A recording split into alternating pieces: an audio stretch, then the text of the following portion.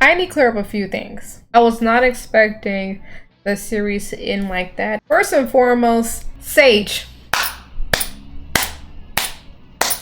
Well played. Look, I was not expecting that her main motive was to simply think that she could do it based off of her different tactics. And it looks like she had an original plan. Stuff was happening, was derailing because of Homelander that she was not anticipating. But was she anticipating? Because she had a B plan to the C plan to the D plan all the way to fucking Z. She had all her ducks in a row. I knew something was up when she was peeved at Homelander when he dismissed her in that one scene with him and Firecracker letting him know the real leak was A-Train. And when he called Sage up in there, she's like, yeah, I knew. This is part of my plan. She has kind of sort of been upfront, not really, but I don't blame her, by telling Homelander like every little piece of her detail, because, you know, sometimes he does think that he knows best, and there's a high probability that he would probably derail her plan. So I kind of understand why she gave him like enough information that she thinks that he should know and kept the other stuff to herself. Because look, ma'am, is this what you wanted to do? You won, bro. So my apologies, Sage. I thought it was another motive. I didn't know. Next thing I had to do is, a few episodes ago, I went ahead and called out Starlight and highlighted that her powers do not scare me. It did not. And I showed a few photos with her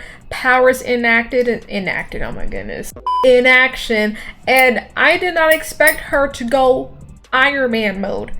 This bee had a glow up. I guess she had to like dig deep within herself and come up with these new and improved powers. Like, I'm impressed. I'm excited to figure out what in the world Starlight can do now, since she can fly like, did y'all see that? She flew off like Iron Man. Like she about to go fight with the Avengers. She flew off. I'm impressed. I'm impressed with this power upgrade. I don't know how she did it. I'm not too sure it's because she's going through some deep trials and turbulations, and she was in her own head, and she realized how good she was, how worthy she was, and it also had a power surge. So if y'all can tell me how or why she got that power surge, I like to know. I'm nosy. Also, another thing I have to, admit to myself. Look, originally I thought Firecracker was into like the money, the fame, the power. Yes. But now I feel like her top thing is she's just trying to be Homelander's #1. She's trying to be loved, liked, have the power through Homelander. I slowly noticing that throughout the season 4, that the milk can only do so much, because Homelander is not really messing with her like that. He still kind of don't care for her, and if he needs her, yeah, but is she his top choice? No, not really, but he's gonna have to put up with her and deal with her until the time be, especially until somebody else better comes along. So I hope Firecracker knows, sis, you're replaceable, and he's looking for your replacement. We don't actively see it now, but I just have a feeling that, you're not on top of his list, sweetie. I'm sorry. A video or so ago, I did say, look, don't judge me, I did come out and say, oh yeah, she don't fully fear Homelander. Okay, now based off of the stuff that she now witnessed and seen how he moved at this point, I think it's like a good 50-50 now. I think it's a good 50 fear and other 50 admiration and lust right now. So I'm gonna change my stance from the last video. So now it's gonna be 50-50. She feared this guy. This motherfucker crazy as fuck, and she's trying to survive right now, but get what she wants on the side too. Another thing I noticed of the last season is that I was expecting to hear or see some glimpse of Maeve, because I know Maeve lived from the prior season. I know she lived. So I thought I was going to see some type of sign from her or some type of scene, but no, I do not see her. And I really hope, if they do or when they do bring back Maeve, I want this bitch to go off. I want her to beat everybody's ass, and I hope she has a power glow up like Starlight. She needs one. Also, another shock that I did not see coming during season 4 is that I thought A-Train was gonna die. Every episode I was like, yep, this is it. A-Train about to get it. No, this man saw the writing on a wall. he saw the Seven, was seeing how everybody was moving kind of messy. Him too, his hands wasn't clean. He saw how Homelander was acting, and he saw how he was treating everybody, how he was treating him, and how the Seven's hands was getting dirtier and dirtier. And at that point, his moral compass kicked in. He's like, dang, this ain't right, but you know, I ain't trying to get myself, my family hurt, but I know these people over here trying to fight against them. Let me help them out. And the more he started helping them, the more I got nervous for Atron. I was like, my guy, they're coming for you. They're chill out. But no. He proved me wrong. He went ahead and removed that tracker, got his family out, tried to save Ashley. Really good on his part. His character arc is top tier. Like, look, at first I couldn't stand A-Train at the beginning. I was like, man, this man's a douche. And as I see him, you know, develop more of a conscience and try to be better and be a hero that his brother claimed that he really wasn't, and he started to like being a hero and actually helping people, I think he genuinely liked that stuff and he wanted to keep doing that. And you know, the Seven ain't with the shits. Like, they're not heroes. This is all fun and games. Okay, they're freaking puppets, and he ain't with it. So he got out and dodged. So I cannot wait to see what they're gonna do with A-Train in the next season. But I expect this dude was gonna be clapped. Okay, clapped. The death of Victoria low-key kind of pissed me off, because maybe y'all can help me understand, but this woman can blow off arms, other limbs, heads, cause your heart to stop. So when Butch came out like Venom, that's what reminded me of Venom, came out like Venom, she didn't have the time to pop his shit? Or is it because Butch no longer has blood? Is that the case? You know, because he was coughing up some black stuff and he has black goo coming out of him. Is that it? But she had plenty of time as the tentacles was coming out. I know they had to slow it down for editing purposes, but I think she had plenty of time to pop his shit off, unless she's in emotional distress and she can't do the powers that she's always had. But I just need to understand why she couldn't do something. Why? And then I know some instances people said, oh no, she has to look at her target to like blow their heads off. No, there's other instances that homegirl does pop they shit off and she didn't have to look at them directly. So I need to understand how in the world she got clapped out like that. A brutal death. I think that's up there with Web Weaver that got freaking ripped in half by freaking Homelander. That was wild. But yeah, brutal, but justice for Victoria. And since we're on Victoria, I have thought about Marie. Marie was introduced to us in Generation V, and she has the same powers as Victoria, but Marie is not aware yet that she can do just as much as Victoria. So once she masters that, I hope they use her in the next season. Another thing that caught my attention was Ashley, girl, you trying to survive. Look, I'm sorry, but I'm not I always tell people, if it's some type of apocalypse and I know I don't have, you know, a high chance of surviving, I'm joining whatever team. So look, if the suit's about to take over, girl, sweetheart, I probably would have done the same thing too.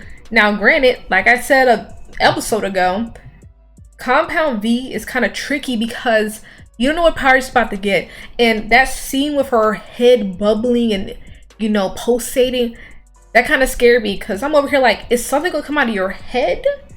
I hope it's more hair. Or you about to grow multiple heads? Like, you're gonna be a hunchback? Like, what is about to happen right now? So I'm curious to see what type of powers Ashley's gonna get, but she pulled a Hail Mary right there, and I don't freaking blame her, because they're going on a murderous rampage. And if you think about it, Homelander said, find people who have dirt on us. The Seven. Gotta keep our hands clean. And she is the top of the list. It's funny how he didn't register that. But yeah, he obviously, Homelander is cracking. He's not fully thinking on his plans. He's just doing shit at this point and see what is gonna work. But that's why he needs Sage by his side. Sage, got you, girl. Ryan. So Ryan has definitely seen Butch and how he acts and how he operates. Same thing with Homelander. He has seen the way Homelander acts and how he operates. And I can see he's having an internal battle of like who I want to just go with. But he has been playing middleman. He's been feeding Homelander some time and attention and feeding Butch time and attention because he truly doesn't know what he wants to do. He's a preteen or a teen, whatever. So he's in that stage of like, he doesn't freaking know. So I kind of agree with him playing neutral right now. You know, Butch is, I don't know if he's going to go comic book accurate right now or he's about to surprise all of us, but look, Ryan, stay in the middle. I am looking at him sideways though because he did kill Mallory, and the way his face was after he killed her, you know, unintentionally because he doesn't want to control his powers yet. He kind of pushed her too hard and killed her. But the way he looked, it made me think maybe he might be on Homelander's team and fight with Homelander and stuff like that against the boy. I don't know. Ryan, look, sweetheart, Ryan, look. Listen to Aunt Asia. You better pick a side, sis.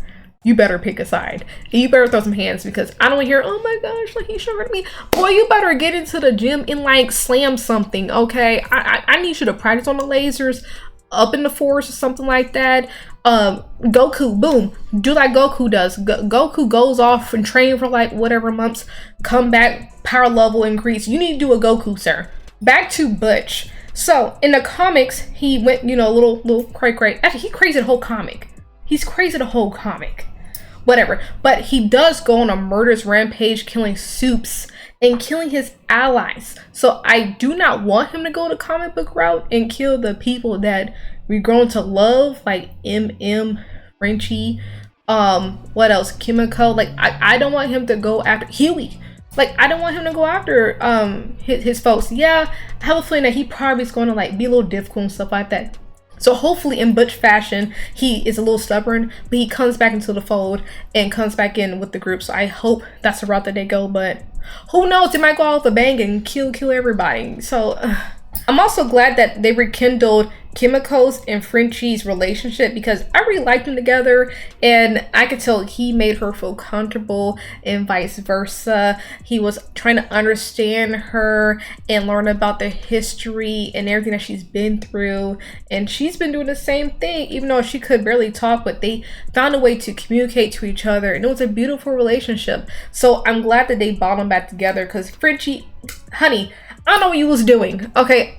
I don't know what you was doing. You was out here throwing that dick around. I need you to calm down. You had a down chick by your side. I was so happy that you calmed down and came back to Earth and came back to Kimiko because I don't know what your thing was doing. And Kimiko, what shocked me the most, besides her cool abilities, because look, homegirl be getting her neck broke, limbs taken off, what else, blown the fuck up, regenerate, it's amazing. Anyway, but besides that, no! She spoke. Kimiko says, ooh, I know you heard, because you didn't say shit damn near the whole time. Next thing is Hughie. As I was making my reaction video to a post I saw on Facebook, I didn't realize something. The video I did the other week, I went over the points from the Facebook post concerning the boys Hughie and how A-Train changed Hughie's life for the better in a weird way. So I went down the points and point out a few things, but at the end I failed to call out what I would add and take away from the list. But after watching season 4, I realized, yo, Hughie had a bad season. Hughie had a bad season. Look, he was SA'd, okay, he was hoed around. What else? He fucked a doppelganger. What else? His daddy died. Okay, his mom came back. He wasn't really fucking her like that. A good side of things is that he learned to grow from his situations. He was able to forgive his mother in some way, help his father pass on, propose to doppelganger Starlight, and then Starlight kind of forgave him, but whatever. So Hughie had some good moments too, but he had some effed up moments, I ain't gonna lie. He got taken away. Mother's milk got taken away. Frenchie got taken away. Butch is off acting like Batman, and they left the chicks. So Starlight flew off, and then Kimiko, she was left behind with that strong ass dude from the woods. I forgot his name. I don't know. So I'm interested to see where they taking him, because look, the way they hold MM when he got captured, come on, bro. I like the callback from the one time when they broke into that facility and I do with that big old wang. Talked him out. Yeah, I like how they brought him back in season 4 so he can whack Mother's Milk with that thing. That was funny. But other than that, what? Why y'all holding Mother's Milk? He had the most disgusting jobs this season. Like, it couldn't be me. It couldn't be me. But I'm so glad he got his family about that situation. He saw the writing on the wall, by which he would have got out sooner, but hey, it's a part of good TV. One last thing I want to note about Sage before I end this whole thing. I miss a whole bunch of people, but whatever. But those are the main things that caught my attention. But one thing about Sage is good run. Good run. It has been plenty of times that I was not seeing her vision, not seeing her plan, and I was like, this girl's gonna get clapped anytime soon. But survived the wrath of Homelander, and I am very impressed. And I'm interested to see what she has up her sleeve, because another part of me is that, okay, yes, it was revealed that she wanted to do what she did just to prove that she done it, but there's still a part of me that thinks that there is something deep that she wants. I don't know. Does she want to overthrow Homelander? Does she really enjoy being like the puppet master with him? Like, I don't know, but it's very interesting to see how she was able to show, like, yeah, my plans didn't work out 100%, and other ones that did, it worked out. But now look at you. Look at you, Homelander. This is exactly what I wanted.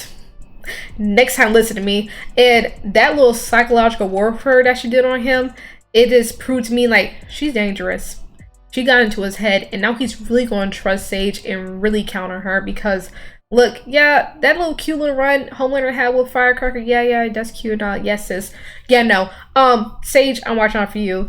You are dangerous right now. You're too persuasive. But all in all, how would you rate season 4? I saw a lot of mixed reviews on season 4 and a lot of mixed reviews on the final episode. So what is your ranking of the final episode? Because I feel like season 4 was a 10 out of 10. The final episode, I'll rank it a 8 out of 10. So if I miss anything, let me know. Was there something in The Boys season 4 that you think should be highlighted? Is there something that you liked about the season or disliked about the season? Let me know.